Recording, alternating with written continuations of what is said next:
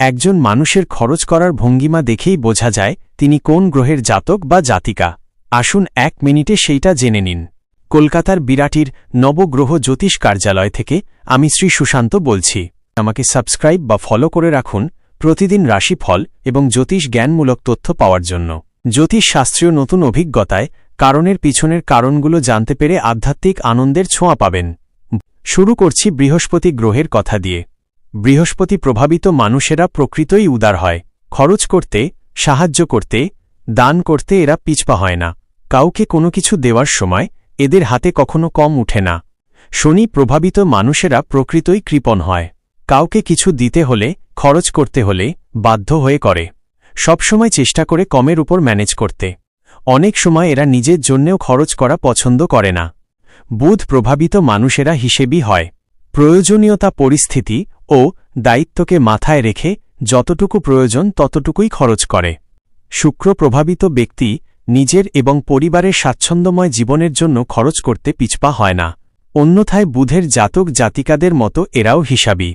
চন্দ্র প্রভাবিত ব্যক্তিদের উদারতা ও কৃপণতা ইমোশনের উপর নির্ভর করে, মুডের উপর নির্ভর করে। তাই এদেরকে বুঝতে গেলে অবজারভেশন প্রয়োজন। কেতু গ্রহ। কেতু প্রভাবিত মানুষ অর্থের প্রতি নিরাসক্ত। আর্থিক সচ্ছলতা থাকলে এরা খরচ করতে, সাহায্য করতে, দান করতে পিছপা হয় না। রবি প্রভাবিত মানুষেরা আর্থিক লেনদেন বা কর্তব্য পালনের সময় নিজের মর্যাদা ও আত্মসম্মানকে খুব গুরুত্ব দেয়। এদের সবসময় ইচ্ছা এবং পরিস্থিতি না থাকলেও উদারতা দেখায় নিজেদের স্ট্যাটাস ধরে রাখার জন্য। মঙ্গল প্রভাবিত মানুষদের কিছু কেনার সময় দর কোষাকষির ভঙ্গি আদেশ করার মতো হয়। দুর্বলদের প্রাপ্য কম দেওয়ার প্রবণতাও থাকে, তবে কর্তব্য করে।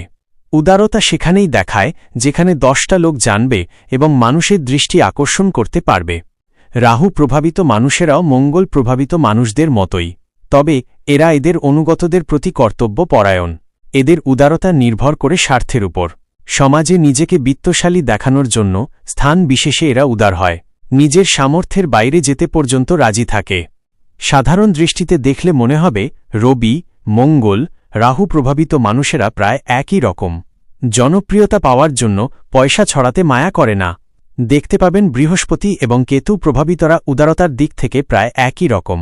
অন্যদিকে শনি এবং বুধ প্রভাবিতদের কৃপণ বলেই মনে হবে। শুক্র এবং চন্দ্র প্রভাবিতদের আচরণ সামঞ্জস্যপূর্ণ এবং স্বাভাবিক বলে মনে হবে।